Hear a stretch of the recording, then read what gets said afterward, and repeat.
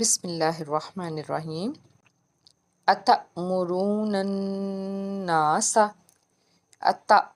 تا کے بعد آپ کو حمزہ کے اوپر جزم نظر آ رہی ہے۔ جب بھی حمزہ کے اوپر جزم کا سائن آئے تو تب کیا ہوگا، تب ہم حمزہ ساکنہ کریں گے، یعنی کہ ہم اس کو جھٹکا دے کے پڑھیں گے، اور یہاں پہ مدہ نہیں ہوگا۔ الف سے پیچھے زبر ہے تو یہاں پہ مدہ نہیں ہوگا کیونکہ اس کے اوپر جزم ہے۔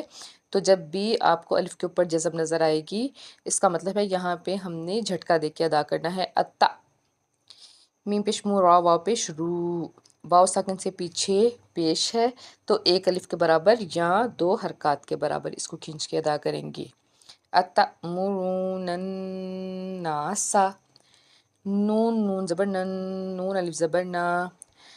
اچھا، ایک تو پہلے نون آ گیا، پھر نون مشدد، یعنی کہ وہاں پہ بھی دو نون ہے تو تین نون ہو گئے یہاں پہ۔